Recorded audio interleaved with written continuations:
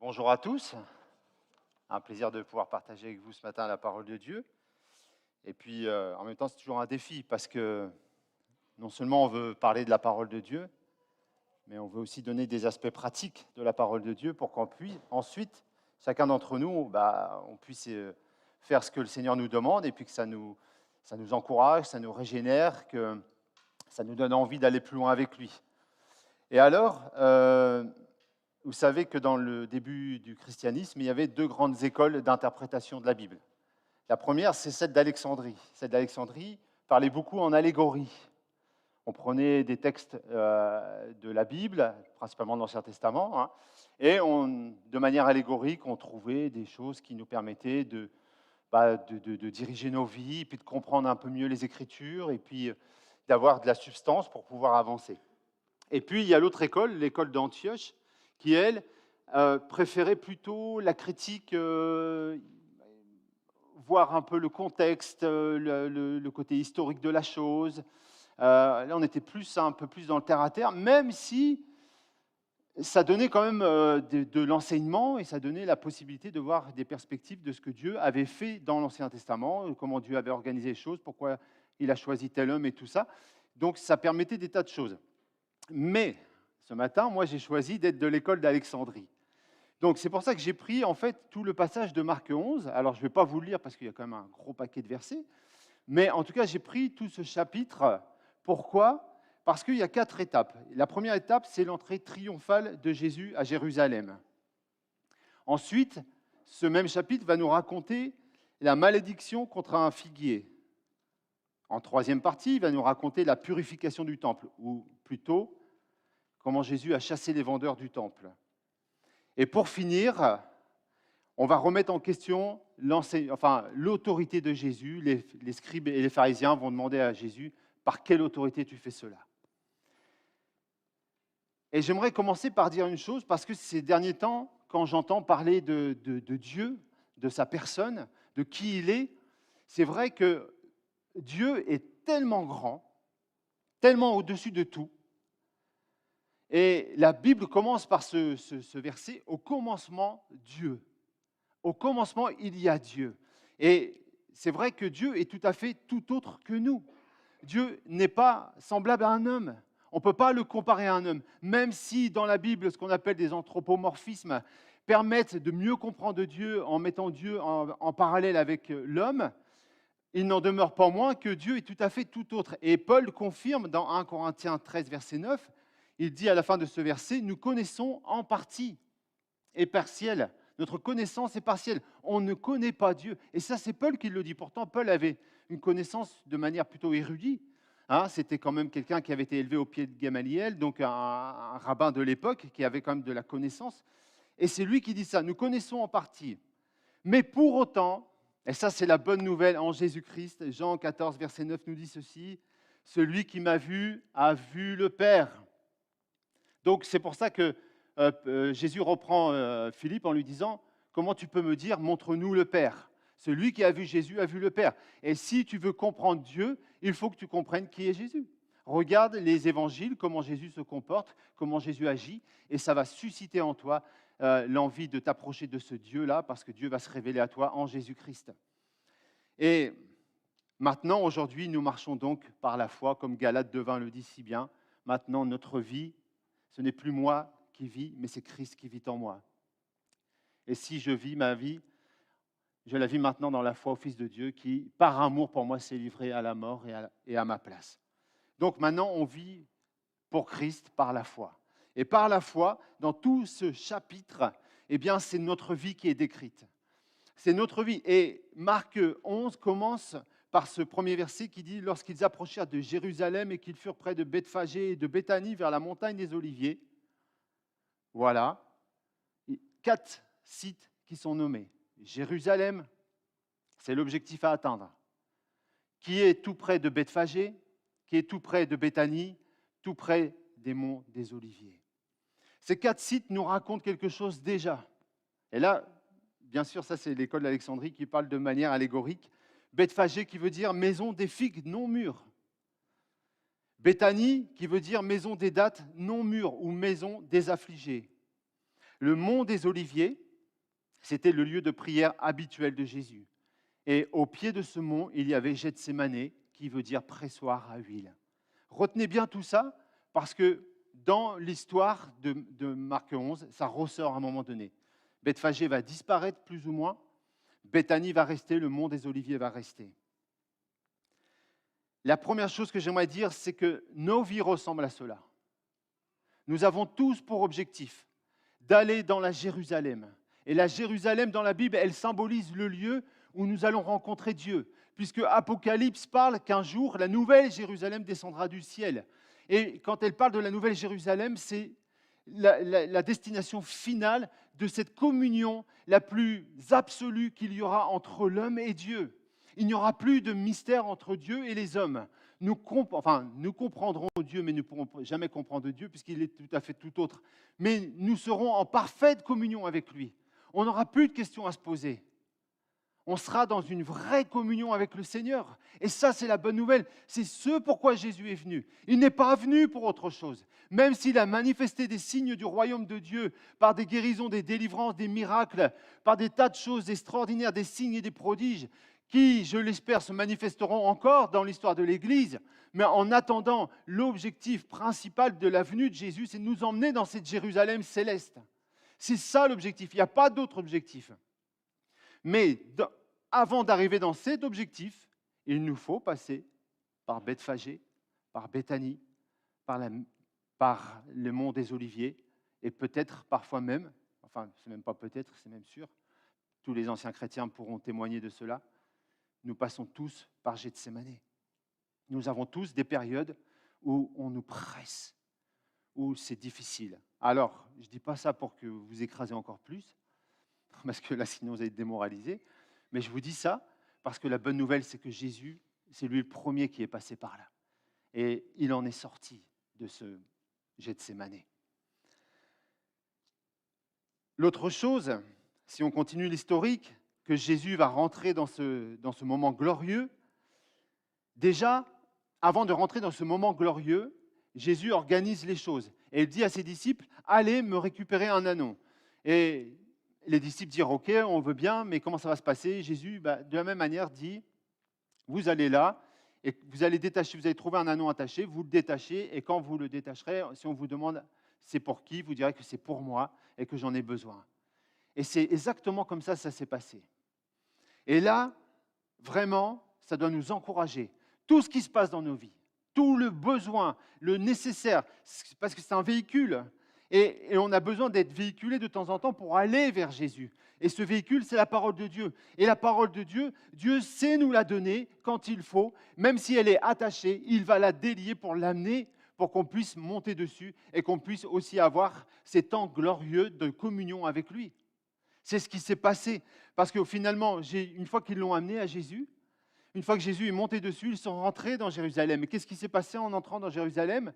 Les gens ont pris des feuilles c'était quoi, des palmiers, Oui, c'est ça, hein, des palmiers. Hein. Et ils les ont mis par terre, certains ont mis leurs vêtements, et Jésus est rentré d'une manière triomphale. D'une manière triomphale. Et ça, dans vos vies, dans nos vies, alors ça, on l'expérimente. Ça, alors, vous n'êtes pas forcément pentecôtiste, mais j'aimais bien dire à l'époque, quand je prêchais dans les églises pentecôtistes, un pentecôtiste, c'est quelqu'un qui a des pentes et des côtes. Donc, de temps en temps, il va vers le haut, et de temps en temps, il va vers le bas. Pentecôte, voilà, c'est facile à retenir comme ça.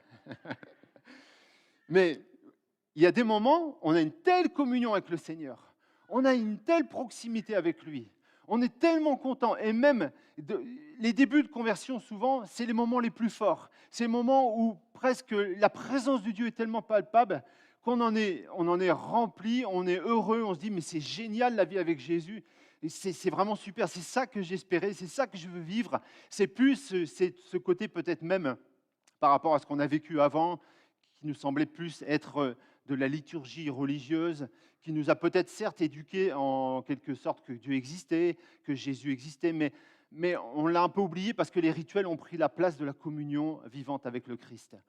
Et alors, quand on a perdu un peu ce côté-là, eh bien, on est content de retrouver ces moments glorieux avec le Seigneur. Et j'aimerais vous dire ce matin, eh bien, ces moments glorieux, on en a encore à vivre. On en a encore à vivre. Le Seigneur n'abandonne jamais les siens. Et le Seigneur continuera de travailler dans votre cœur pour que vous puissiez avoir de nouveau cette proximité. Mais cette proximité, elle est différente au fur et à mesure qu'on grandit dans la foi. Aujourd'hui, c'est peut-être d'une manière plus démonstrative. Il y a peut-être plus de choses sensationnelles qui se passent en vous. Il y a peut-être une démonstration plus forte de cela. Et demain, peut-être, il vous faudra aller plonger un peu plus dans la parole pour mieux comprendre ce que Jésus veut vous dire, sans avoir de sensation particulière. Mais il faudra étudier la parole. Et pour cela, il y a d'abord la Bible et ensuite des bons commentateurs qui font des choses bien et qui nous permettent de mieux comprendre la Bible. Donc ça, c'est la première chose que je voulais vous dire sur Marc 11. Et là, j'aimerais qu'on s'appuie un petit temps sur le verset 11 de Marc 11. Jésus entra à Jérusalem, dans le temple. Quand il eut tout considéré, comme il était déjà tard, il s'en alla à Béthanie avec les 12. Ça nous donne la perspective de ce que fait Jésus. Comment Jésus s'organise pour nous. Parce que finalement, 1 Corinthiens 6, 19 nous dit ceci. 1 Corinthiens 6, verset 19. Ignorez-vous que votre corps est le temple même du Saint-Esprit, qui vous a été donné par Dieu et qui maintenant demeure en vous. Notre corps est le temple du Saint-Esprit. Le Saint-Esprit habite en nous. Dieu habite en nous. C'est ça la bonne nouvelle. Dieu habite en nous. Et donc, comme nous sommes son temple, qu'il a fait de nous sa demeure, eh bien ici, ce passage nous indique quoi? Ça nous indique ce que fait Jésus. Jésus prend le temps de considérer, mais tout, absolument tout. Où est-ce que tu en es dans ta vie? Qu'est-ce qui se passe exactement, précisément aujourd'hui? Dans quel état tu es? Avec quel péché tu as du mal à te battre? Avec quelle situation c'est difficile? Qu'est-ce qui te décourage dans ta vie? Jésus va tout considérer. Il va tout regarder. Et qu'est-ce qu'il va faire une fois qu'il a tout regardé? Il repart vers Béthanie. Et on a vu que Béthanie, c'est la maison des affligés. Et là, ça nous raconte ce que Jésus fait. Lorsqu'il est écrit que Jésus lui-même intercède pour nous auprès du Père. Jésus intercède. Qu'est-ce qu'il intercède? C'est parce qu'il nous voit dans nos situations.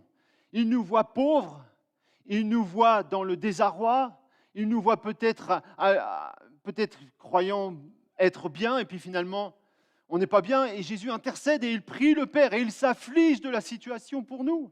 Non pas pour nous affliger nous, mais il s'afflige pour que nous soyons libres, pour que nous puissions avoir cette communion avec lui. J'ai lu récemment que quelqu'un disait « L'objectif principal de l'Église n'est pas la mission ». J'étais un petit peu étonné, j'ai dit « Waouh !» J'ai dit « Quoi, c'est pas la mission, mais pourtant il faut aller parler au monde que Jésus existe ». C'est l'adoration. Ouais, comme je l'ai dit, c'est l'adoration. L'adoration, c'est quand on est en relation avec Dieu. C'est quand on fait du cœur à cœur avec le Seigneur. C'est plus encore, même si, merci pour les instruments, le groupe de louanges qui nous entraîne chaque dimanche dans ces temps d'adoration. Mais il y a plus que ça encore. C'est le cœur même qui nous anime. C'est nos sentiments, nos émotions, notre âme tout entière qui sont attirés à venir à Dieu le Père, qui sont attirés à être en communion avec Jésus, avec le Saint-Esprit, pour que nous puissions recevoir de lui. Mais recevoir, ou même tout simplement être en communion avec lui. C'est l'objectif de ce pourquoi Jésus nous a fait de nous son temple, pour que nous soyons dans un cœur à cœur avec lui. Donc ne doutons pas ce matin. Jésus est en train d'œuvrer. Jésus est en train d'œuvrer dans ton cœur. Peut-être tu dis, oui, mais moi, c'est difficile en ce moment, tu ne connais pas ma vie, tu ne sais pas ce qui se passe. Non, c'est vrai, tu as raison, je ne sais pas ce qui se passe dans ta vie. Mais je sais ce qui se passe dans la vie de Jésus et je sais que Jésus intercède pour toi, comme il intercède pour moi. Et son objectif, c'est de te délivrer de tout ce qui t'encombre encore aujourd'hui. Et c'est justement ce qu'il va faire, parce que Jésus va entrer d'abord du côté de Béthanie pour se reposer, mais aussi pour prier. Et avant qu'on attaque la purification du temple, eh bien, il va d'abord revenir ensuite à Jérusalem, parce qu'une fois qu'il a tout considéré, il a son objectif, il a sa stratégie, il sait ce qu'il va faire. Il sait comment il va s'organiser. Mais étonnamment, dans cette histoire, avant d'aller dans le temple de nouveau, avant de chasser les vendeurs qui sont dans ce temple, Jésus va avoir faim. Il nous est dit qu'il a faim. Et là, c'est vraiment étonnant, On se dit pourquoi Jésus a faim? Eh ben parce que déjà, ça nous indique que Jésus était un homme, parfaitement Dieu, mais parfaitement homme. Donc Jésus a tout connu. J'ai pendant un temps travaillé, quand j'étais au Havre, j'étais permanent d'association, et ça m'a permis des fois, comme on était à côté des quartiers difficiles, des fois d'avoir des possibilités de témoigner de ma foi, et je me suis retrouvé des fois en face de toxicomanes, et j'en ai même aidé certains. J'ai connu un petit peu leur parcours, comment ils font pour essayer de s'en sortir dans les hôpitaux psychiatriques, les gens qui font les addictologues, tout ça, enfin toutes les associations qui existent. Et je me disais, mais comment est-ce que Jésus a connu la drogue? Est-ce que je peux dire à ce toxicomane que Jésus a connu la drogue, mais qu'il y a résisté? Et là, ça m'a fait penser, vous savez, quand Jésus est monté sur la croix, on lui a tendu de la myrrhe. Et la myrrhe, c'était comme un anesthésiant. Ça permettait à ce que celui qui souffre soit soulagé de cette souffrance. Et le toxicomane, en règle générale, c'est ça qu'il cherche. C'est apaiser sa souffrance. Et alors, il plonge dans des substituts, il plonge dans des choses qui sont fausses, qui vont, à la base, lui donner normalement du bon. Et certes, sur le coup, ça va lui donner quelque chose de physiquement, métaphysiquement, tout ce que vous voulez, d'assez miraculeux ou enfin bizarroïde. Enfin, maintenant on sait, hein, c'est le psychisme qui est atteint par ces molécules. Mais en tout cas, une fois qu'il y a goûté, croyant goûter à du bon, il se retrouve esclave. Et là, je pouvais leur dire, tu vois, Jésus, lui, il a résisté devant ça. Il a résisté pour que toi, un jour, tu puisses résister. Il n'a pas résisté pour se faire plaisir. Il n'a pas résisté pour qu'on dise « c'est bien, bravo Jésus ». Non, il a résisté pour que le jour où toi, tu en aies besoin, eh bien, il soit capable de te dire « moi, j'ai la puissance de te délivrer de ça. J'ai la puissance de te retirer cette écharpe dans ta chair. Je peux la retirer. » Et Jésus il vient au secours. Et peut-être que certains d'entre nous pourraient témoigner sur des choses dans lesquelles ils ont été addicts, dont lesquelles Jésus les a retirés. Alléluia. Alors, ce Jésus eut faim et il va finalement maudire ce figuier. Pourquoi? Là, au début, quand j'ai lu cette histoire la première fois, je me suis dit, bon, Jésus, t'exagères quand même. Parce qu'en plus, Marc, il écrit que ce n'était pas la saison. Alors, excusez-moi, mais si on veut aller cueillir des raisins au mois de décembre dans nos vignes, ça va être un peu compliqué. Ce n'est pas la saison. Mais, là encore une fois, de manière allégorique, il y a quelque chose qui nous intéresse là, ici. Les figues, à quoi ça nous renvoie? Ça nous renvoie à Genèse 3, verset 7. Lorsque Adam et Ève ont péché. Non, celui-là, je l'ai chanté. Celui-là. Tu peux continuer. Genèse 3, verset 7. Ah, il est en bas? Ah, d'accord, pardon. Aussitôt, les yeux de tous deux s'ouvrirent, donc c'est Adam et Ève, et ils se rendirent compte qu'ils étaient nus. Alors ils se firent des pagnes en cousant ensemble des feuilles de figuier. La première fois que Adam et Ève ont péché, la première fois qu'ils se sont rendus compte qu'ils étaient nus, qu'est-ce qu'ils ont fait pour cacher cette nudité? Ils ont fait un ensemble des pagnes avec des feuilles de vigne, des feuilles de figue. Pardon. Donc ils se sont cachés de leur péché. Et quelque part, le fait que Jésus eut faim, pourquoi il nous est dit qu'il a été attiré par ce figuier?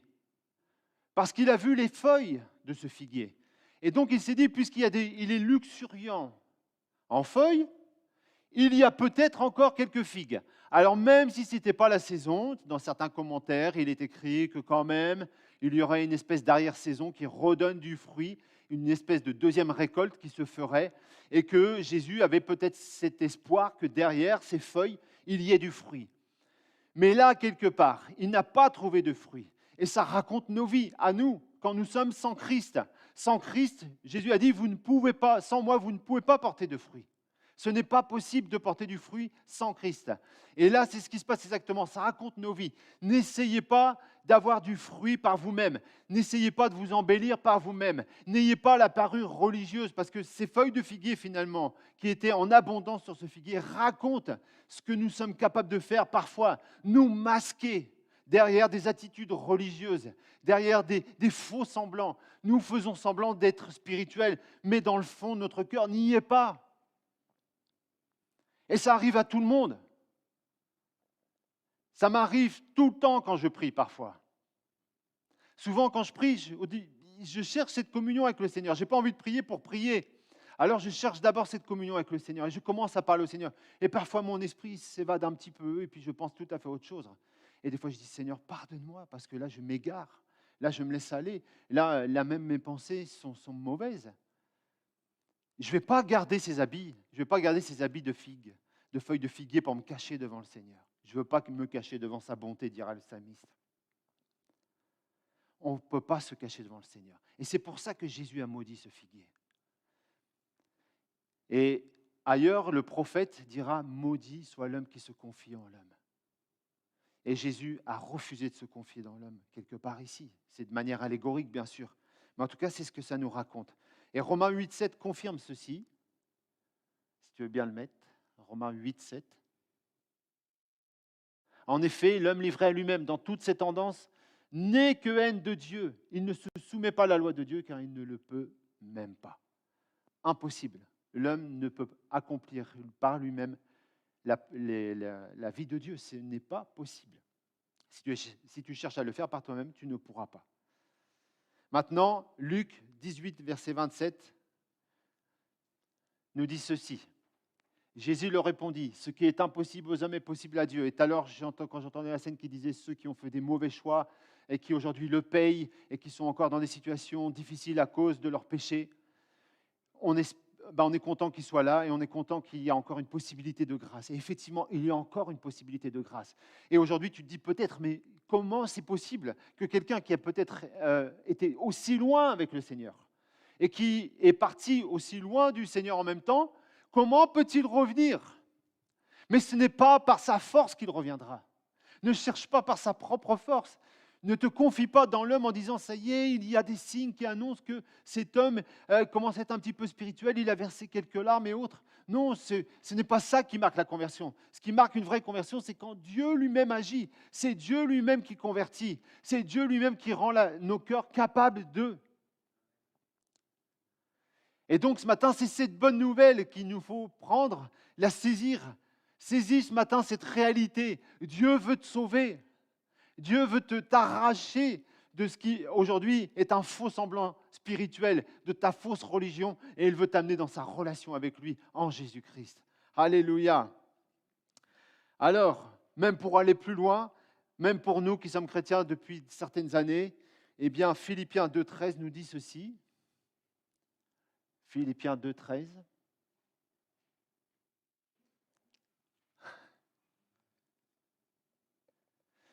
Car c'est Dieu lui-même qui agit en vous pour produire à la fois le vouloir et le faire conformément à son projet plein d'amour. Son projet plein d'amour. Ça, c'est la base de notre théologie. Tu ne peux pas comprendre Dieu si tu n'as pas compris que son projet, il est plein d'amour pour toi. Plein d'amour pour toi. Et il crée en vous le vouloir et le faire. Alors, quand on discutait de ça au collège biblique, on disait aux profs, mais alors elle est où notre décision? Il est où notre libre arbitre? Et lui disait, il y a un petit truc bizarre, mystérieux qui se trouve entre le vouloir et le faire. Peut-être que tu dis oui, peut-être que finalement c'est Dieu qui conduit tout.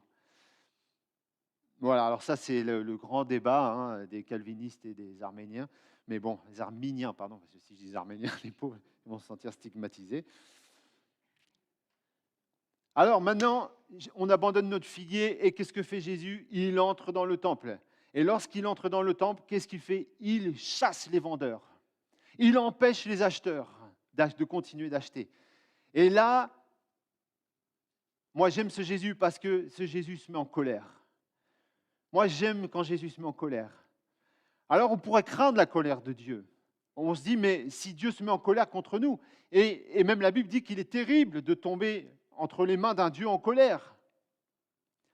Mais ici, tant qu'on est dans ce temps de grâce, Jésus se met en colère contre quoi? Contre tout notre système religieux qui nous empêche d'avoir cette relation avec lui. Parce que finalement, qu'est-ce qui se passe ici? Quand ça nous est marqué que que finalement, quand il est entré dans le temple, il a vu tous ces vendeurs, il les avait déjà vus avant, mais il n'a pas réagi tout de suite, il a préféré attendre, il a reçu de Dieu la stratégie à effectuer, et en recevant la stratégie à effectuer, il va chasser tous les vendeurs du temple. Et Jésus veut chasser les vendeurs qui sont dans ton temple, tout ce marchandage, tout ce que tu crois que toi-même, par toi-même, tu pourras avoir de la part de Dieu, parce que Dieu te doit ceci, parce que, enfin, tu lui obéis d'une certaine manière, enfin, tu penses que tu as une certaine moralité, enfin, il te semble que tu as une certaine pureté dans ta manière de te comporter. Mais ce n'est pas ça qui fait que Dieu vient à toi. Dieu vient d'abord à toi, comme Mams nous l'a rappelé. La première chose avant les 10 commandements, c'est que Dieu a délivré, a sorti d'Égypte ce peuple pour l'amener maintenant dans son royaume. Et nous aussi, Dieu nous a sortis des ténèbres pour nous amener dans son admirable lumière. Mais il y a un cheminement, et dans ce cheminement, il y a parfois, on se croit arrivé, un peu comme Jésus reprend, je ne sais plus quelle église dans l'Apocalypse, et qui lui dit, tu te crois riche, mais en fait tu es pauvre. Et effectivement, parfois on se croit riche parce qu'on a un peu plus de connaissances théologiques. Peut-être parce qu'on a réussi ce dernier mois ou cette dernière semaine, pour être un peu plus court, on a réussi à ne plus pécher comme avant. Et on se dit, bah, c'est super, donc maintenant, je suis en règle avec Dieu. Maintenant, Dieu me doit. Mais ce n'est pas comme ça que ça marche. Ce n'est pas comme ça. Même s'il faut abandonner son péché, hein, je ne suis pas en train de dire continuez à pécher, soyez libres et puis faites ce que vous voulez. Je suis en train de dire tout simplement que la manière dont Dieu veut nous conduire, c'est lui qui conduit de A jusqu'à Z. Et que tout ce qui nous empêche de rentrer dans cette conduite, eh bien Dieu va le chasser. Et c'est pour ça que maintenant, c'est pour ça qu'il rappelle l'objectif principal, et je trouve que ça c'est le pilier du chrétien, lorsqu'il dit « Ma maison sera appelée une maison de prière pour toutes les nations. » Pour toutes les nations. Alors, s'il y a des gens qui ne savent pas qu'est-ce qu'on doit faire avec les réfugiés, eh bien, il y a déjà une mission là. Permettre à tous les réfugiés de rentrer dans la maison de prière du Seigneur. C'est ce que Ésaïe 56, verset 7 nous le rappelle. C'était déjà prophétisé par Ésaïe. Que la maison, le temple du Seigneur sera une maison de prière pour tous les peuples. C'est l'objectif de Dieu, avoir cette communion. Et là, ça continue donc dans cet exemple. Et notre ministère aujourd'hui, à chacun, à chacune, et le ministère de l'Église au global, c'est celui-ci, c'est 2 Corinthiens 5, 18. 2 Corinthiens 5, 18, si tu veux bien le mettre. Tout cela est l'œuvre de Dieu qui nous a réconciliés avec lui par le Christ et qui nous a confié le ministère de la réconciliation. Cet objectif que nous soyons réconciliés, et c'est Dieu qui l'a fait, il l'a fait pour que nous soyons des témoignages à l'extérieur pour réconcilier les hommes avec Dieu. Et Jésus le premier a voulu réconcilier les hommes avec Dieu, et c'est pour ça qu'il va chasser tous les vendeurs dans le temple. Alors ta vie aujourd'hui, elle est peut-être en balance comme ça, et puis il y a des choses, tu as l'impression que ce n'est pas encore en règle, que ce n'est pas OK. Ne t'inquiète pas, Jésus va chasser tous ces vendeurs qui sont dans ton temple. Et si tu te crois bien, beau, très religieux, et que tu mérites toute la faveur de Dieu grâce à ça, attends-toi à ce que le fouet de Jésus te secoue un petit peu. Je dis ça avec un beau sourire. Ça se trouve, c'est moi qui vais prendre le coup de fouet en partant. Peut-être. Mais quand le Seigneur le fait, c'est toujours dans la bienveillance. C'est pour pas qu'on sombre et qu'on se laisse attirer par les choses mauvaises. Une fois que Jésus a fait ces choses, qu'est-ce qu'il nous est dit? Ils sont repartis. Donc ils sont repartis et le matin, en passant, maintenant on va au verset 20, on revient sur notre histoire du figuier. Le matin, en passant, les disciples virent le figuier séché jusqu'aux racines. Pierre, se rappelant de ce qui s'était passé, dit à Jésus, « Rabbi, regarde le figuier que tu as maudit a séché. » Et là, j'aime ça. Ce que j'aime ici, c'est que Pierre, il prend la parole, c'était certainement le plus bavard du groupe, et il dit « Rabbi ».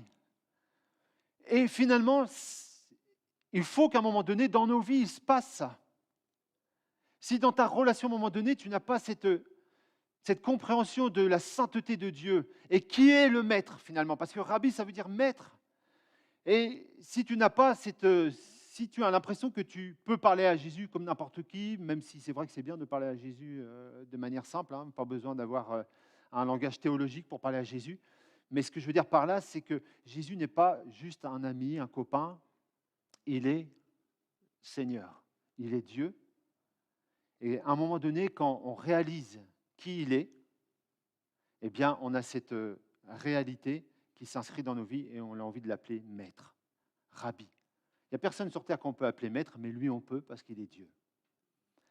Et d'ailleurs, au passage, ça me fait toujours penser, le même Pierre, vous savez, quand Jésus est ressuscité, Jésus a marché sur les eaux et puis il a été vers Pierre. Et Pierre a eu peur. Et qu'est-ce qu'il nous a dit? Il était nu. Et qu'est-ce qu'il a fait comme il était nu? Il s'est rhabillé et il a plongé. Normalement, c'est le contraire, on se déshabille pour plonger. Lui, il a fait le contraire. Mais voyez, le fait de se recouvrir, c'est comme s'il réalisait la sainteté de Dieu d'un coup.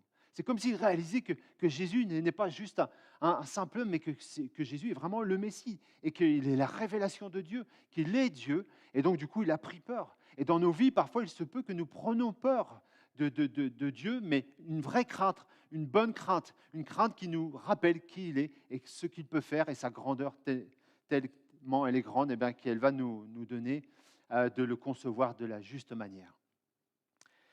Et alors, une fois que ce figuier, il va finalement être maudit, il va être tout desséché, et là, Jésus va en profiter pour donner un enseignement sur la foi. Et je vais juste lire les versets 23 et 24. Je vous le dis en vérité, si quelqu'un dit à cette montagne, ôte-toi de là et jette-toi dans la mer, et s'il ne doute point en son cœur, mais croit ce qu'il dit arrive, il le verra s'accomplir. C'est pourquoi je vous dis, tout ce que vous demandez en priant, croyez que vous l'avez reçu et vous le verrez s'accomplir. Alors ça, c'est les versets qu'on aime bien. C'est les versets que j'ai affectionnés dans les tout débuts de ma conversion. J'aimais beaucoup ça. Et là, du coup, je me faisais des plans. Je me disais, bon, alors Seigneur, moi, qu'est-ce que je vais bien vouloir? Je m'imaginais que finalement, avec Jésus, il y avait un grand magasin et puis que j'allais pouvoir me servir dedans. Et là, j'ai appliqué ça. Hein. Je dis, ah oui, Seigneur, attends, je visualise, je vais recevoir ça, exactement, précisément ça. Et des fois, j'ai reçu, et des fois, j'ai rien reçu. Des fois, ça n'a pas marché, et des fois, je ne comprenais pas. Alors, des fois, je me bagarrais un peu avec Dieu quand même. Hein. Je disais, oh, t'es Dieu ou t'es pas Dieu? C'est une banalité pour toi. Hein? Et comme disaient certains, je vais m'embrouiller dans l'histoire, mais cette histoire de un jour égale 1000 ans, alors comme si quand Jésus disait à quelqu'un, attends au moins une minute, quoi, ça veut dire quelques années. Voilà. Alors moi, ce que je voudrais dire, c'est que ces deux versets-là, effectivement, il faut les affectionner, il faut effectivement les accepter, puisqu'elles sortent de la bouche de Jésus, donc c'est Jésus lui-même qui nous a demandé ces choses, mais elles sont subordonnées au verset 22 qui nous dit ceci, verset 22. Jésus prit la parole et leur dit « Ayez foi en Dieu ». Alors, je n'ai pas eu le temps de faire un truc sur PowerPoint. Je voulais faire un truc du grec, un petit peu de cours de grec. Mais vite fait, je vous la fais en grec. C'est écrit « Ekete pistin théou ». Alors, « Ekete », c'est l'impératif présent, qui donne « ayez » en français, puisque c'est le verbe « avoir ». Mais aussi, ça pourrait être traduit par l'indicatif présent, vous avez. Et j'aime bien aussi, finalement, cette petite nuance de ayez, parce que ayez, c'est comme si on faisait appel à vous, ayez foi en Dieu, mais là, vous avez la foi de Dieu en vous. C'est ça qui est extraordinaire. Puisqu'on est le temple de Dieu et que le Saint-Esprit habite en nous, la foi de Dieu habite déjà en nous. Et la foi de Dieu cherche à démontrer qui il est, puisque la foi se démontre. Ensuite, quand il est parlé de la foi, qui est l'objet ici, c'est de manière accusative. Il y a plusieurs déclinaisons en grec, et là, la déclinaison est accusative. Vous savez ce que c'est accusatif? Quand on accuse quelqu'un, on pointe du doigt. Eh bien, ici, la foi, qu'est-ce qu'elle pointe? Elle pointe celui qui est à l'origine de la foi, et c'est du génitif en grec, pour ceux qui ont fait un peu de grec, c'est l'origine de la foi, théou, donc théos en grec, qui veut dire Dieu. l'origine de la foi. Donc ça peut être traduit par « ayez la foi de Dieu » ou ça peut être traduit « vous avez la foi de Dieu ». Dans le contexte, c'est mieux « ayez la foi de Dieu en vous », enfin « ayez la foi de Dieu » tout court. Mais en fait, cette relation que nous pouvons avoir avec le Seigneur, une fois que les vendeurs sont chassés, une fois qu'il n'y a plus de faux semblants religieux, c'est que nous puissions trouver la vraie communion avec lui et que nous puissions enfin trouver un terrain d'entente, ce que j'appellerais aujourd'hui dans un terme un peu plus, comme on les utilise pour les ordinateurs et le langage informatique, soyons synchronisés avec la foi de Dieu. Soyons bien synchro, bien synchro. Et là, nous verrons finalement la démonstration de foi. Car si Dieu a décidé de guérir un malade, si Dieu a décidé de délivrer une personne d'un démon, si Dieu a décidé que demain tu serais tel dans ton milieu professionnel, là, il est clair que si Dieu te révèle la chose, si Dieu, tu sens dans ton cœur que effectivement Dieu te demande d'avoir la foi parce qu'il a proclamé ça sur toi, parce qu'il a proclamé que tu serais comme ceci, que le malade serait guéri, alors aie la foi et visualise-le parce que ce que Dieu est en train de dire, il a la capacité de le faire et il va le faire. Et c'est là le grand défi pour nous, c'est de comprendre ce que Dieu veut faire dans l'instant présent et d'être l'instrument de Dieu entre ses mains pour pouvoir l'exécuter. Parce que Dieu a décidé de nous utiliser pour son royaume. Comme on l'a vu tout à l'heure, nous sommes maintenant dans le ministère de réconciliation. Et Jésus, pour réconcilier les hommes avec Dieu, il a démontré le royaume de Dieu. Et en démontrant le royaume de Dieu, il a guéri des malades, il a chassé des démons, il a purifié des lépreux, il a ressuscité des morts, il a fait toutes sortes de signes et de prodiges pour démontrer le royaume de Dieu. Et je prie parce que fut un temps, j'ai un petit peu abandonné tous ces dons et je me suis tourné plus vers la parole pour essayer de mieux comprendre, mais je prie que ça revienne. Vraiment, je prie le Seigneur que ça revienne, que je sois de plus en plus sensible à son écoute pour avoir le don dans lequel il veut que je sois utilisé. Pas mon don, pas mon plan, pas ce que j'ai envie moi, mais ce que lui, il a envie.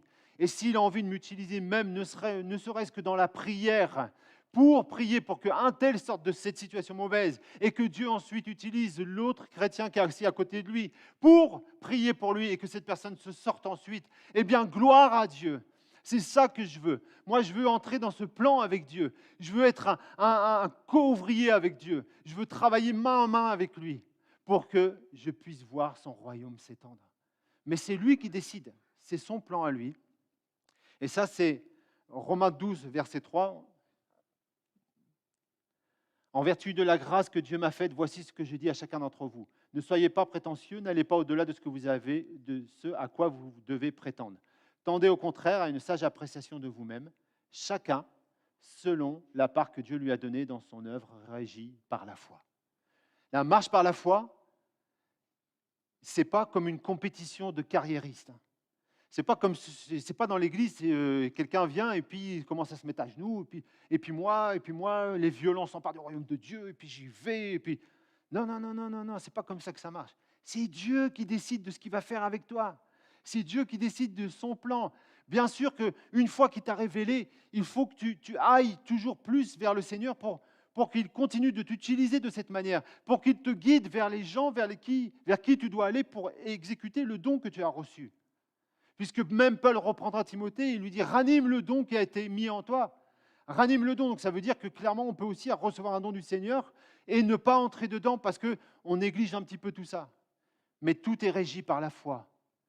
Notre foi, finalement, c'est la foi de Dieu qui s'exprime en nous. Alors juste, pour finir, c'est étonnant de ce verset 25. Il nous parle de la foi, de tout ce qu'on peut recevoir de la part du Seigneur. Il nous demande de visualiser tout ça dans une grande dimension. Et d'un seul coup, il y a comme une intrusion là. Et Jésus leur dit, et lorsque vous êtes debout, faisant vos prières, si vous avez quelque chose contre quelqu'un, pardonnez, afin que votre Père qui est dans les cieux vous pardonne aussi vos offenses. C'est là, comme ça, boum, ça tombe. Et là, le Seigneur nous rappelle, on est en plein dans ce qui est la relation.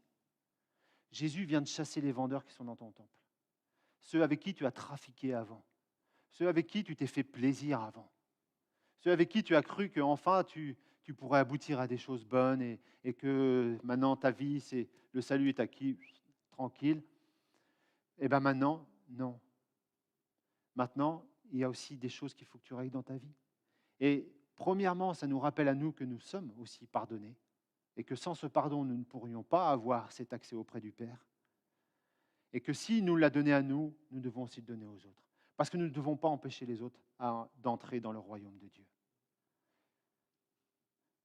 Voilà pourquoi il a mis ce verset-là d'un coup comme ça qui tombe. Alors comme j'ai dit au commencement, Dieu.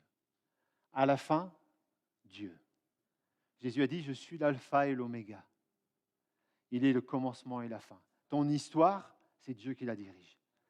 Sois juste, sensible, accepte quand il y aura des moments difficiles dans la prière, quand il y aura des moments difficiles dans ta vie.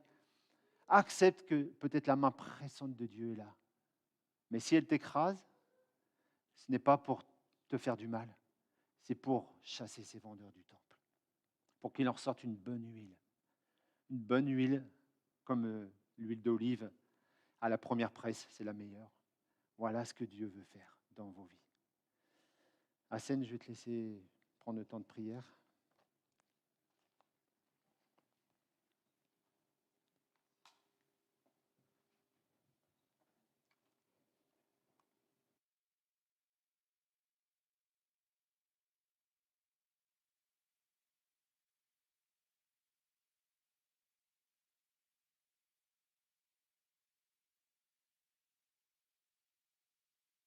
Voilà. Écoutez, je vous propose de vous lever. On va passer un temps de silence pour mieux réceptionner ce qui vient d'être partagé. Donc, laissez le Saint-Esprit agir au milieu de nous. Si quelqu'un a une pensée,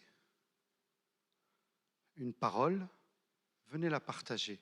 Je veux dire, si le Seigneur vous donne une pensée, une image qui peut être utile à l'un d'entre nous, venez la partager. On ne prendra pas tout pour argent comptant parce que ça vient d'un être humain. Voilà. Mais le Saint-Esprit nous inspire. Voilà. Il nous inspire et il veut parler à son Église. Une pensée, une parole peut aider quelqu'un dans une situation délicate, difficile.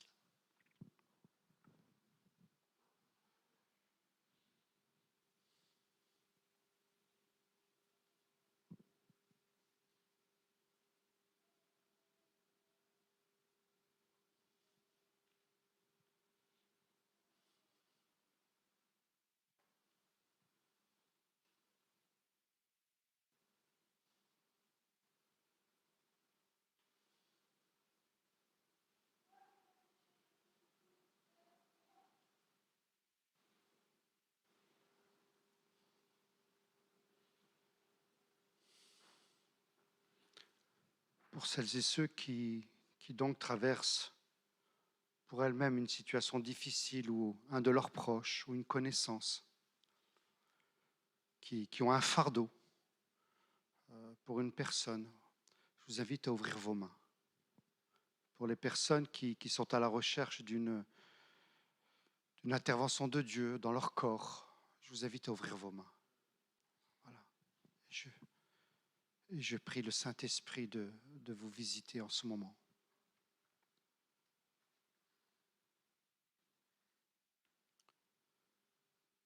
De toute façon, c'est simple, c'est lui qui le fait. Il n'y a pas besoin de conditionnement.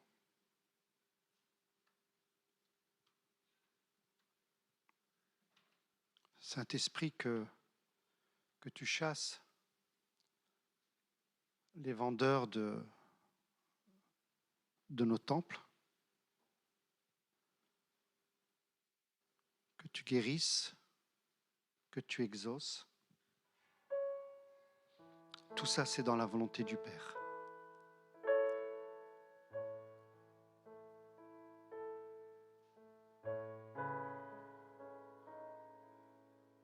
nous avons tous besoin de toi en ce moment.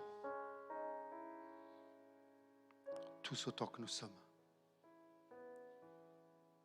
Nous avons besoin de ton aide, Saint-Esprit, de ta force, de ton soutien.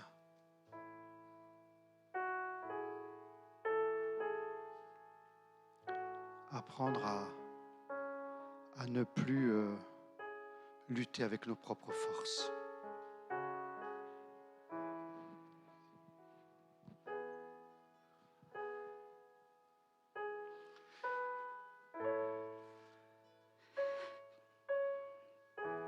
Un vieux cargo, un gros bateau plein de marchandises est arrivé devant un port. Il est arrêté, il n'a pas encore jeté l'ancre, mais on voit l'ancre énorme au bout de sa grosse chaîne solide. Et le capitaine ne sait pas encore quoi faire. Son cargo est vieux, doit-il rentrer dans le port, décharger ses marchandises, en recharger d'autres et repartir pour un long voyage dans des mers où il y a des dangers, des tempêtes, et voir le risque que son vieux cargo se démantèle et coule. Et la pensée, il y a une pensée que je vous soumets, comme l'a dit Hassen, c'est oui, ne continue pas, arrête-toi maintenant. Fais tomber cette ancre profondément, qu'elle s'accroche au sol qui est sous cette mer, et profondément, et réfléchis, et va jusque dans le moindre recoin, jusqu'au plus bas de la coque de ce cargo, vérifie, répare, entretient, afin que tu te rendes compte de l'état où tu es, donc de l'état où est ce cargo. Et que va-t-il... Comme ça, tu pourras évaluer. Effectivement, tu vas décharger tes marchandises après. Et tu vas pouvoir évaluer ce que tu peux recharger. Car tu as déjà beaucoup donné. Et tu ne vas pas pouvoir continuer de la même façon. Il y a un temps pour d'une certaine façon et un autre temps d'une autre façon. Voilà, moins chargé, je dirais. Voilà cette pensée.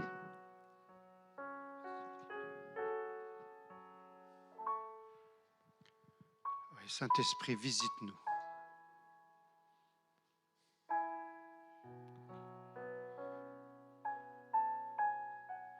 Nous avons beaucoup de connaissances, mais le plus c'est que nous avons soif de ta présence. Ta présence qui nous répare,